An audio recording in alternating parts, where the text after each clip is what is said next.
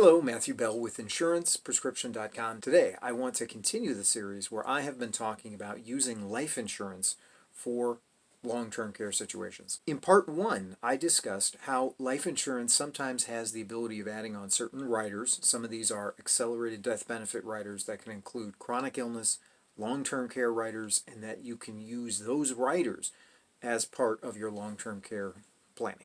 For the details, see that video. In part two, I talk about using life insurance more or less in the usual way. You have a certain death benefit, and when you die, that death benefit goes to your beneficiary. Well, instead of providing the death benefit to pay for your funeral, instead of providing it to replace your income, in this application, you simply provide it to restore to the family money that they spent on your care, long-term care, while you were alive. But in this third part, right now, I want to talk about a really cool idea that I ran across just a couple of months ago, and it was presented as kind of a no net cost long-term care idea. I want to stress that this is a very tricky thing. It's super cool. I think it's awesome if it works, but a lot has to go right in order for it to work. So I don't know how widely applicable it's going to be, but I just think it's really interesting, and I thought I would share it with you for general informational or entertainment purposes only. So this is the really cool idea. No cost long-term care it was actually covered in Forbes back in January of this year, 2020,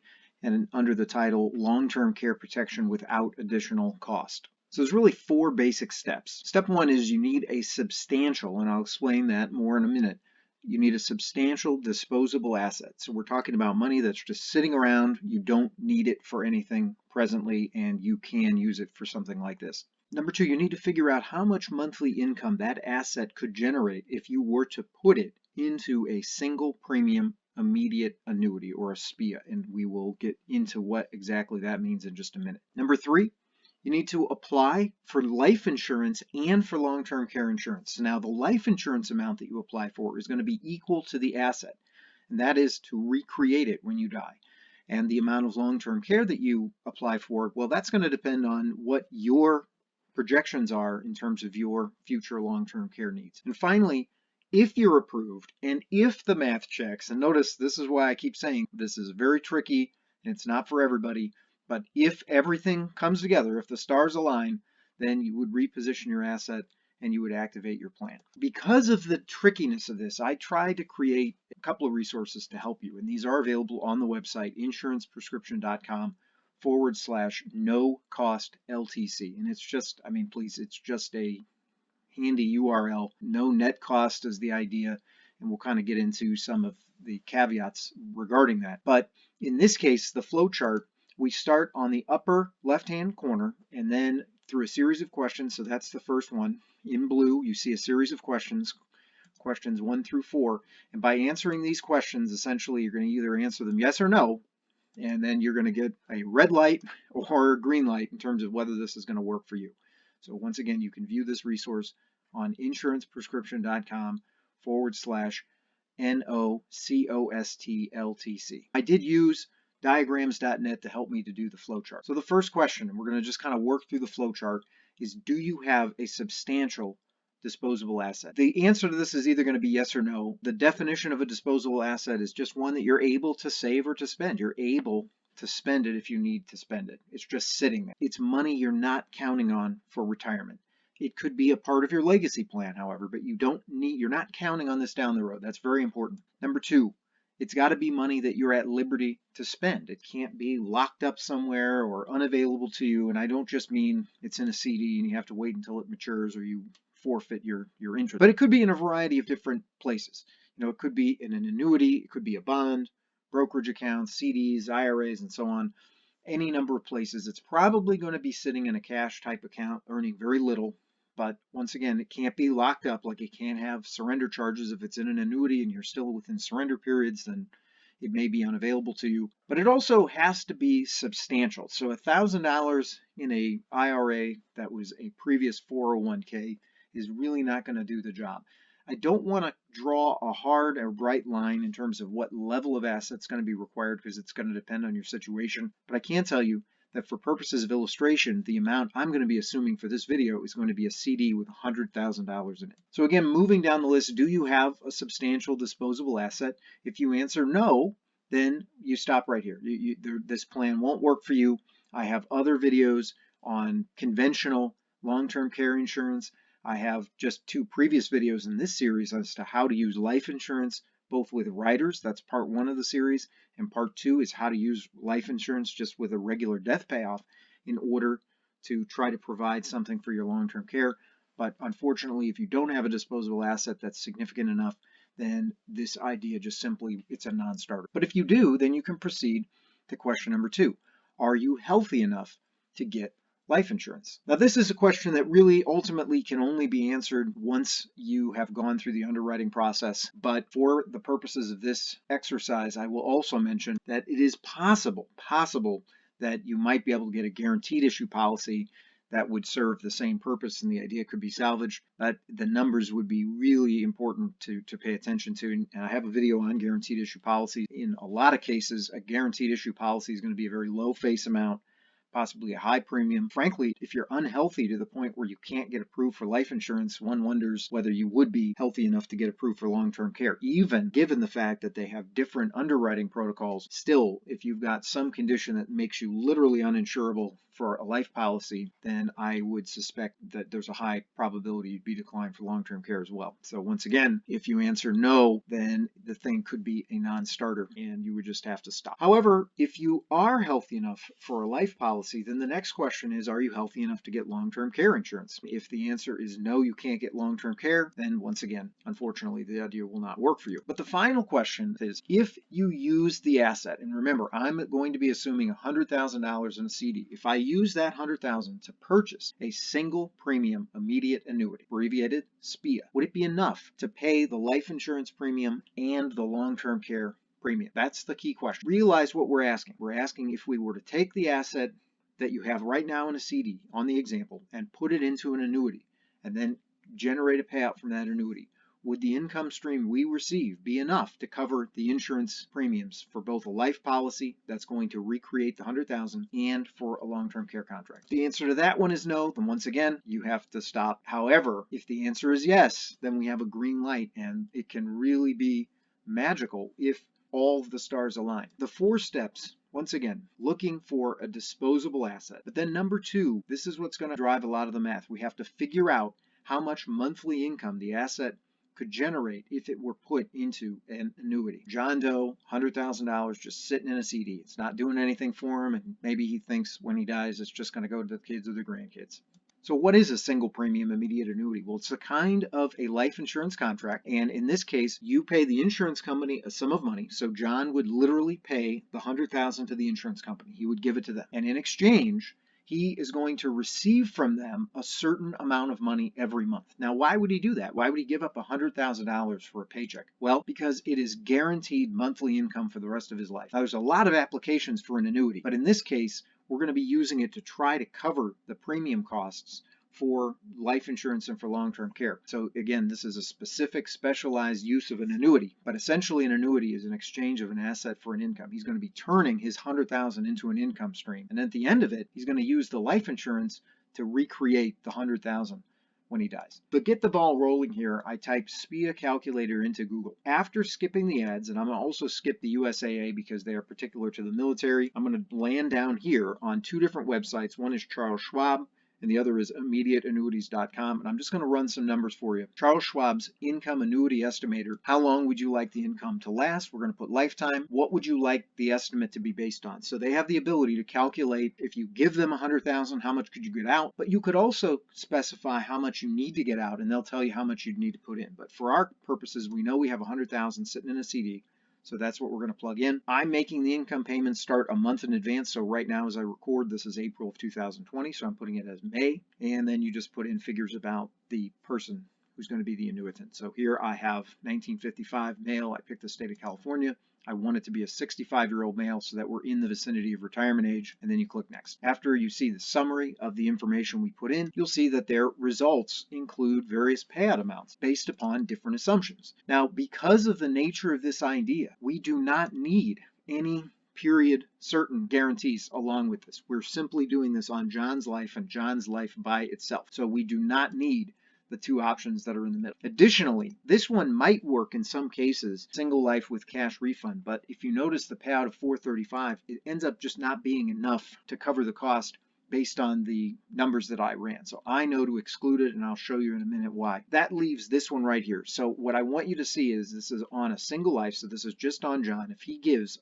$100,000 to the insurance company, then he can expect to get $477 a month for the rest of his life. Now, just as a kind of an extra bit, if he lived around 17 and a half years, he would expect to recoup the entire $100,000. But it doesn't really matter for the purpose of this application, and we will get into that. All you have to know right now is if John does this idea, then he can expect to get $477 a month. That's an important figure, remember it. Just to show you that Charles Schwab's estimates are not outside the realm of the reasonable, I go on to immediateannuities.com, I put in the same spectrum of information, and we can see that after they summarize the information we put in at the bottom and remind us that these are only estimates, and I think this is a good idea for me to take a moment and just say this is simply for general informational or entertainment purposes only. I am not recommending anything. I am not advising you as to how to spend your money. This is simply an idea that I ran across that I thought was interesting and I thought might appeal to some other people. If you actually would like to explore implementing the idea, you need to consult licensed professionals in your area. Do not make decisions based on YouTube videos, but for the present purposes, you can see that the immediate annuities calculator puts us in the same exact spectrum of numbers. So remember, $477 a month. The point that we were after here was to figure out how much money that asset could generate. And we have determined that $100,000 is worth $477 to us per month. Having that information, now we're in a position to take a look at how much the insurance would actually cost to buy. We have two different kinds of insurance we need to look at. First is long-term care and the second is life insurance. And let's do it in that order. Let's do long-term care first because after all, this idea is supposed to be no net cost long-term care. So obviously the motivator for doing this whole project is the long-term care. So let's take a look at that. Type long-term care insurance premium calculator into Google. And once again, after ignoring all the ads, I'm going to come down here to Genworth. They have an article, how much could long-term care insurance cost? When you type in your state, I'm going to use California again, then it lands you on a page where you can start plugging in details. So individual, male, 65. The coverage amounts you see here, Genworth had two options for the number of years for California, 2 and 3 years, and there were many options for the daily amount. But let me kind of talk through why I selected these particular options. Firstly, government website, longtermcare.gov, and you can see this is actually run by the U.S. Department of Health and Human Services. In an article, how much care will you need after the usual provisos and caveats, they notice that and they observe that a person turning 65 has, in their opinion, almost a 70% chance of needing care. So that means about a third of 65-year-olds and up will never need long-term care. They note that 20% will need it for longer than 5 years, but the majority of people are going to fall into this category here. And for women, this is 3.7 years, and for men, it's 2.2 years. So notice this is John Doe, 2.2 years. We can think about this roughly as about 1 to 3 years. So just a very quick average, 1, 2, or 3. So 1 plus 2 is 3, plus 3 is 6, divided by 3 is 2. So I am going to say that we're going to use 2 years because it gets us in the vicinity of where we need to be. In terms of the $200 a day, in terms of the benefit amount, notice that the average national cost, if you just Google this, across the nation for a semi-private room, the average daily cost is $245, and for a private room, it's $275. So the $200 will cover roughly 70 to 80% of the anticipated amount. This particular way I've constructed the numbers, it's not going to cover 100% of the anticipated cost. You could try and do that, but you're probably going to need a bigger asset in order to obtain that level of coverage. With those assumptions, this Genworth calculator tells us that we can expect to pay $3,158.59, again, if a person is healthy enough to get this coverage. Simple division, $3,158 divided by 12 gives us $263.22. Remember, our annuity provided us with $477 a month. So if we subtract the $263.22 for our long-term care premium, that leaves us with $213.78 to spend on life insurance. Type whole life premium calculator into Google. And we have a couple of options, but on smartasset.com, there's an article, Whole Life Insurance Quotes. And on that page, you can set a number of different details. So you can set your coverage level at $100,000. And why did we select that? Well, remember, in our 4 steps, one of them, step 3, apply for life insurance in an amount equal to the asset. The asset is $100,000, and what we want this life insurance to do is recreate the asset once you have passed. So if John has $100,000 in a CD, it's not that he's just going to take that money and blow it. He is going to use it to pay for his long-term care, but when he dies, he wants the life insurance policy to literally recreate the missing $100,000 so that it can go to the kids or grandkids as was originally planned. This is what we're after. We're after a life policy that can provide us with a $100,000 death benefit. You can see in the middle under policy type, I've selected age 121 level 10 pay. This is a whole life policy that you're done paying off in 10 years. It was the only option that was available on this page. I put in location, I put in year. They're also going to ask about your health and smoking or not. So understand these are going to impact your insurability. And then they give us a spectrum of companies and a spectrum of premiums, $424 to $636 a month. Remember, we're only getting $477 from the annuity, and out of that $477, we need $263 to go to the long-term care premium. So this is not going to work.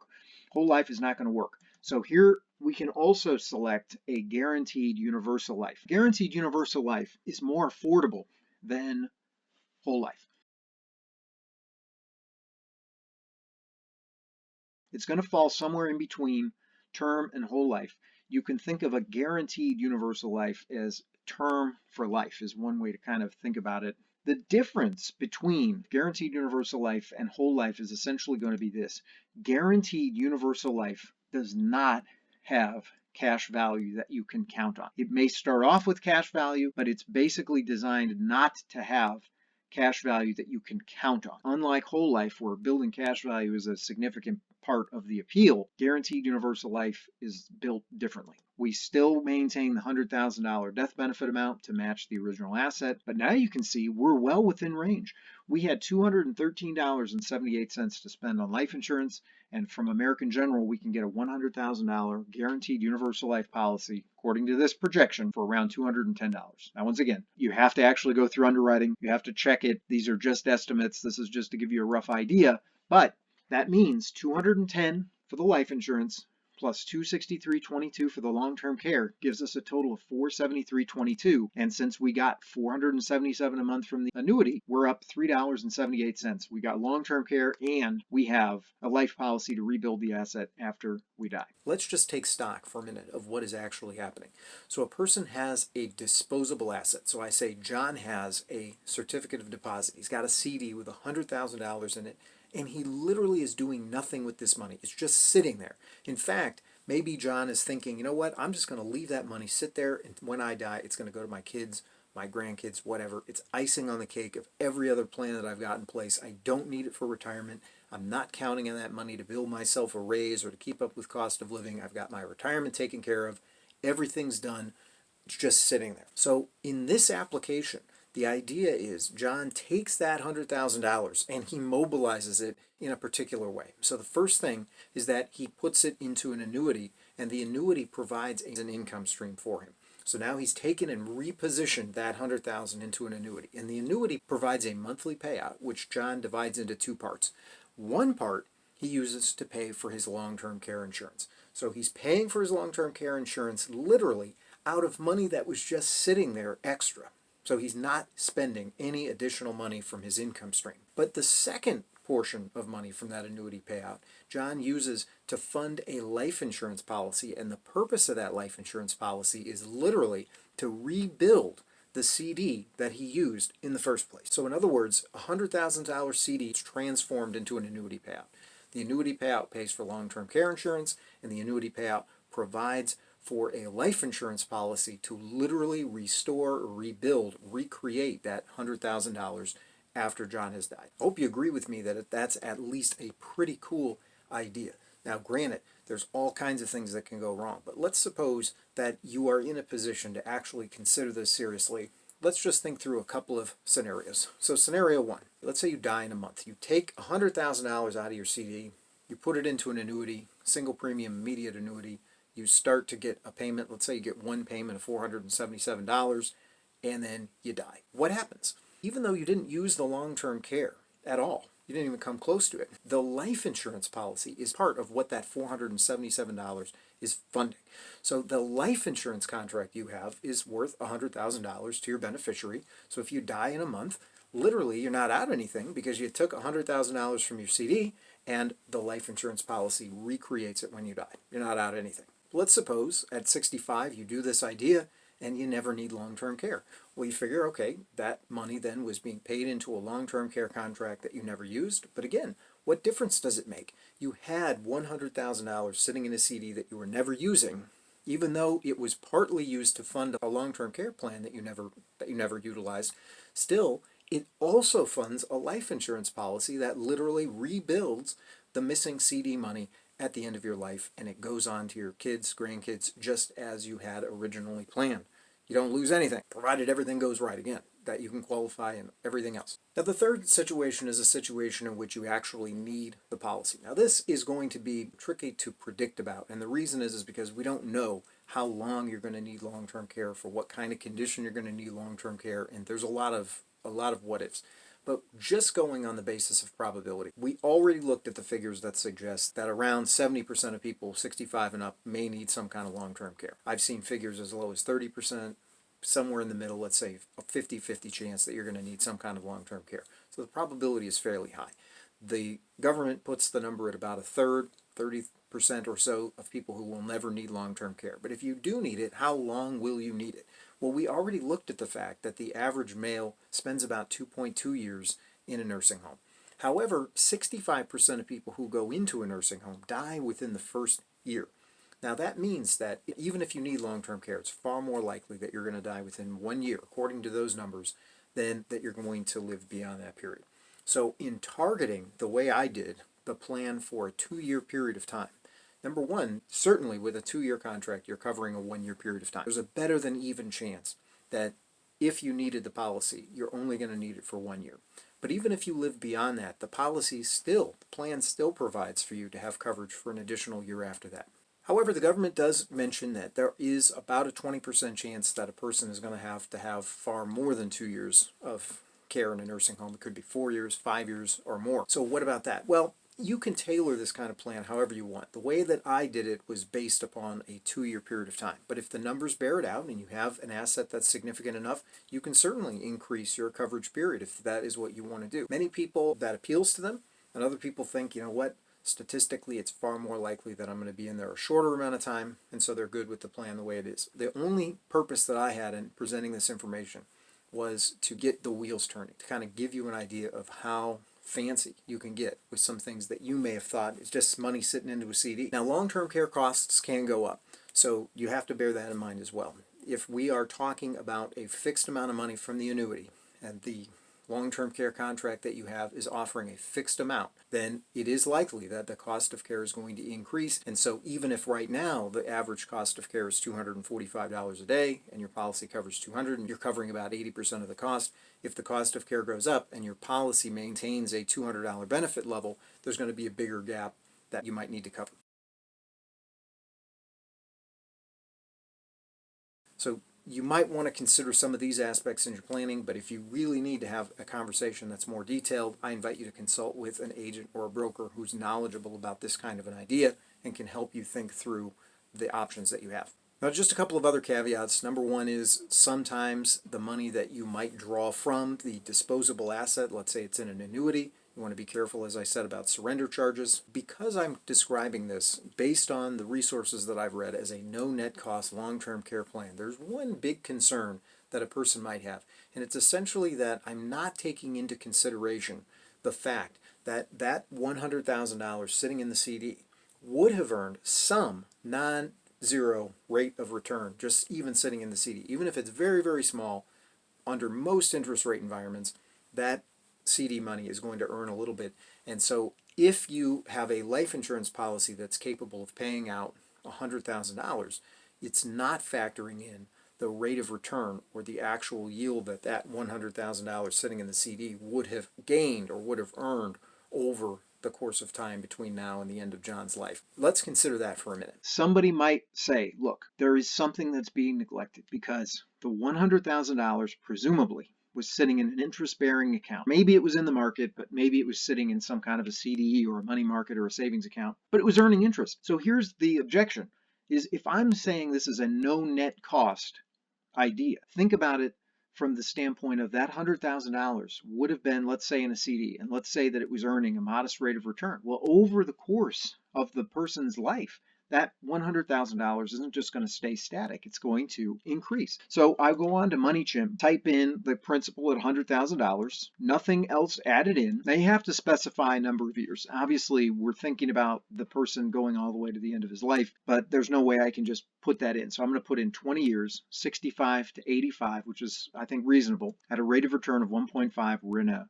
horrible interest rate environment right now. Compounding one time a year lands us with those assumptions in 20 years at $134,685.50, so almost $135,000. So that means that the $100,000, if it hadn't been repositioned into an annuity, the $100,000 would be worth approximately $135,000 in 20 years under these assumptions at a 1.5% rate of return. So somebody might say, well, look, you're wrong. There is a net cost. The net cost is $35,000 because that $100,000 would have been worth more than $100,000. And if the life policy is only going to pay out $100,000, then you have no way of making up the money that this $100,000 would have earned if it had been left alone in the CD. Well, there's a couple of different ways to address this missing $35,000. The first is to realize that some policies that have cash value are in dividend paying or participating companies. And so if that's the case, if you have a dividend paying or participating policy, then those dividends can help to keep pace with inflation. In other words, the policy grows. So if you start with a $100,000 policy now, in 20 years,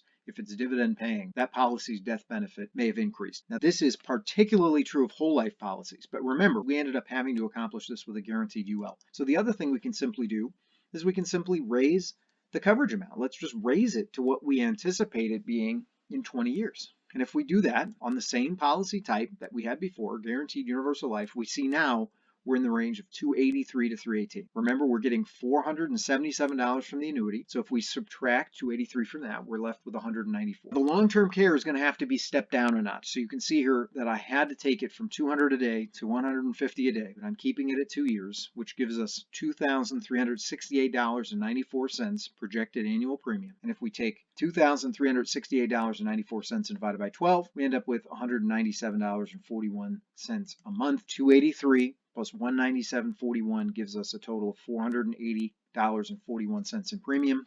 We're getting $477 from the annuity, which we're short $3.41, but look, we're in the ballpark. So here's the deal. We could easily tweak this. We could take the life insurance amount down slightly. We could decrease the long-term care just another notch. There's all kinds of switches that can be thrown to try and get us within the range that we need to be. So $3.41 is nothing. It's easy to tweak this idea, provided that you're healthy enough and that you have the asset. So remember, the 4 steps: look for a substantial disposable asset, figure out how much that asset would be worth to you on a monthly basis if you were to exchange it for an income stream by virtue of a single premium immediate annuity. Then you would look at how much would life insurance and long-term care premiums cost and ask yourself, would the premium amounts be covered by the amount you anticipate getting from the annuity? And if you are approved and all the math checks, the stars align, as I keep saying, then you can reposition that asset and activate the plan. And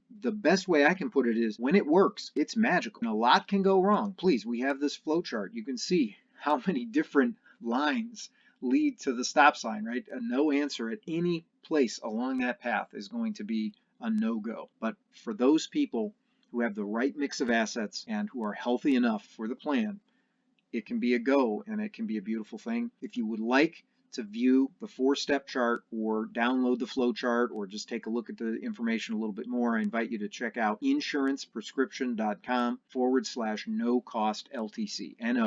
NOCOST LTC. It's just a name to shorten the URL. There's nothing in life is free. I just think this is a really cool idea for more straightforward ways of using long-term care conventionally or for using life insurance riders or life insurance death procedures straightforwardly for long-term care, I invite you to see my other videos. I know I've covered a lot here. I hope that you found the idea at least as interesting as I did. It doesn't apply to everybody, that's for sure. But I feel like for those that it does apply to or who can use it, it can be quite a magical thing, as I've said.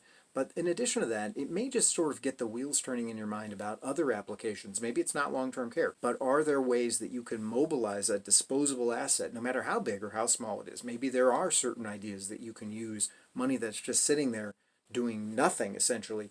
Is there a way that you can put that money to work for you in maybe a unique way? If you found something of use in the video, please like it, subscribe to the channel, click the notification bell to be alerted to new content as it becomes available. I thank you so much for joining me today, and I look forward to seeing you again in another video. Thank you.